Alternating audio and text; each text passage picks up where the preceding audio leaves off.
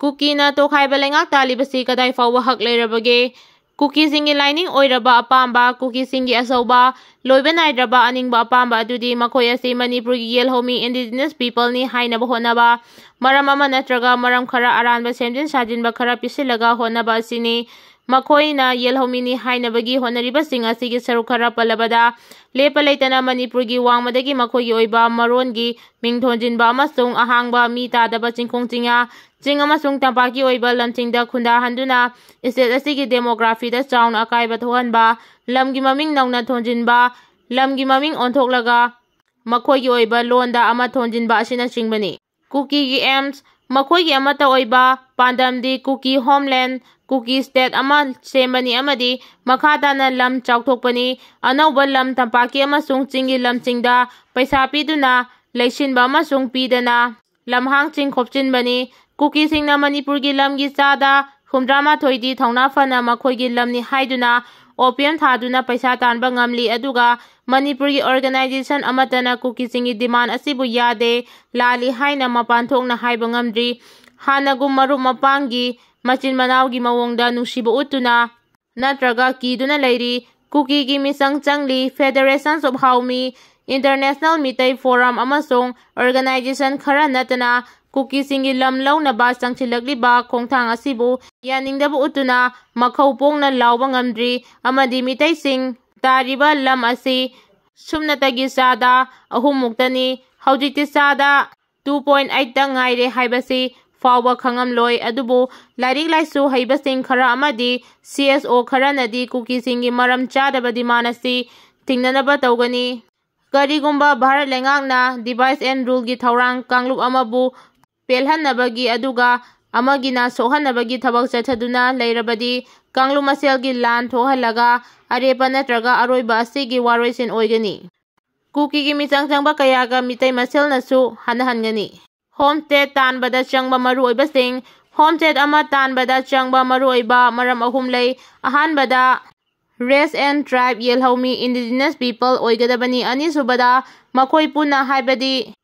choina taba oirodabani tariba lam adu matik chana chawbo oigadabani maram sing asi mathau tabana saidanglaba mito Kuki singna oidaba semjin sajinba namthaki wari kaya lisinduna haijinduna miyambu thajahanduna makhoisu yelhomini hainaba honaba yaba honari. Manipurda ningthau pandraba amadi chahi 8 khuntakpa matungda Kuki singna lakpadagi yelhomi singi saktamda identity da yamna chawna sohale haibasi pumnamakna khangnaraba yanaraba wafamni makhada masigi maramda sugaina nainarakani. Kuki singna masana iba puwari history Kuki lairik laisu haibasingna semjin sajinduna iriba oidaba wari sing asigi amata ngaireba pandamching Kuki homeland Kuki state ama upai ama natraga ama tawduna ama sembani. Kuki singi haurakpa makhoigi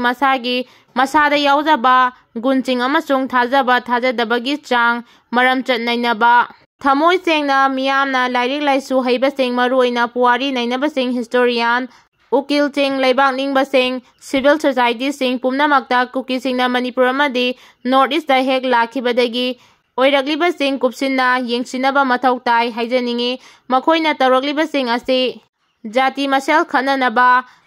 ethnic class thoknaba amadi Manipurbu Kuki land ama oinaba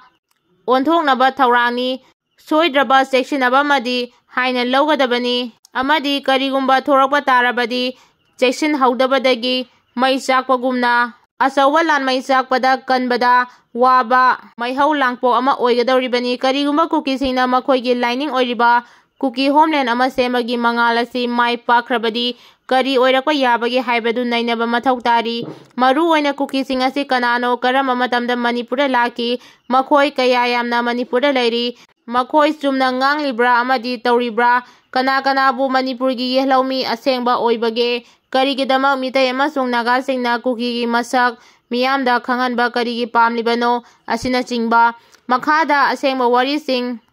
Kuki singi maramda ningthina nainaraba lairik ani khak panba tarabadi Wild Races of the Eastern Frontier of India by T.H. Lewin anisubada Notes on the Thadau Kukis by William So asini Bharat ki lairik iba amatana ꯈꯨꯗꯝ ꯆꯥꯡꯗꯝꯒ ꯂꯣꯏꯅꯅ ꯑꯁꯦꯡꯕ ꯊꯧꯗꯣꯛ ꯋꯥꯊꯣꯛꯁꯤꯡ ꯌꯥꯎꯕ ꯂꯥꯏꯔꯤꯛ ꯑꯃꯠꯇ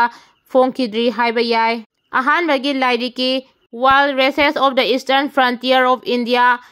ꯑꯍꯨꯝꯁꯨꯕ ꯁꯔꯨꯛꯇ ꯀꯨꯀꯤꯒꯤ ꯇ꯭ꯔꯥꯏꯕꯁꯤꯡꯒꯤ ꯃꯔꯝꯗ ꯅꯩꯅꯩ, ꯃꯈꯣꯏꯁꯤꯡ ꯑꯗꯨꯕꯨ ꯁꯟꯁ ꯑꯣꯐ ꯗ ꯔꯤꯚꯔꯁ ꯇꯨꯔꯦꯜꯁꯤꯡꯒꯤ ꯃꯆꯥꯁꯤꯡꯅꯤ ꯍꯥꯏꯅ ꯂꯧꯏ꯫ ꯃꯈꯣꯏ ꯑꯁꯤ ꯀꯅꯥꯁꯨ ꯅꯠꯇꯦ, ꯁꯨꯞꯅꯇꯒꯤ ꯂꯨꯁꯥꯏ, ꯀꯨꯀꯤ ꯑꯃꯁꯨꯡ ꯁꯦꯟꯗꯨꯁꯅꯤ꯫ ꯃꯈꯣꯏꯁꯤꯡ ꯑꯁꯤ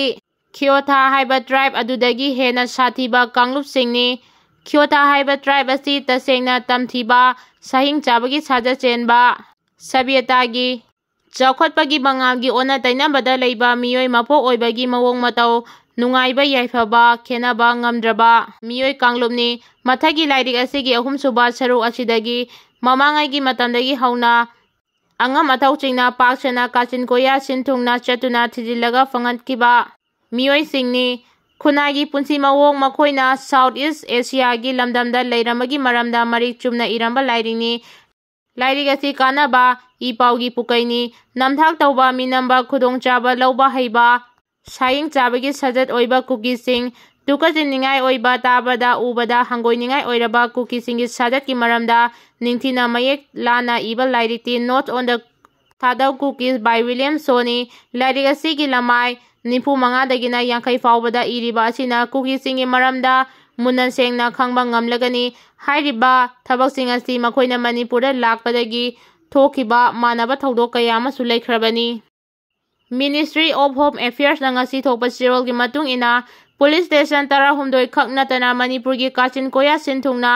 1 ꯑꯦꯄ꯭ꯔꯤꯜ 2025ꯗꯒꯤ 6 ꯃꯟꯊ ꯐꯥꯎꯕ ꯗꯤꯁꯇꯔꯕ ꯑꯦꯔꯤꯌꯥꯁ ꯍꯥꯏꯅ ꯂꯥꯎꯊꯣꯛꯈ꯭ꯔꯦ꯫ ꯂꯣꯏꯅꯅ ꯃꯅꯤꯄꯨꯔꯗ ꯃꯈꯥ ꯇꯥꯅ ꯊꯥ 6 ꯑꯃꯁꯨ AFSPA ꯁꯥꯡꯗꯣꯛꯈ꯭ꯔꯦ꯫ ꯑꯥꯔꯊꯀ꯭ꯋꯦꯛꯅ ꯃꯔꯝ ꯑꯣꯏꯔꯒ ꯃ꯭ꯌꯥꯟꯃꯥꯔꯗ ꯑꯍꯜ ꯑꯃ ꯌꯨꯝ ꯑꯇꯦꯛꯄꯅ ꯅꯟꯗꯨꯅ ꯂꯩꯕꯗ ꯏꯁꯤꯡ ꯄꯤꯊꯛꯇꯨꯅ ꯔꯦꯁꯀ꯭ꯌꯨ ꯇꯧꯈ꯭ꯔꯦ ꯍꯥꯏꯔꯤ꯫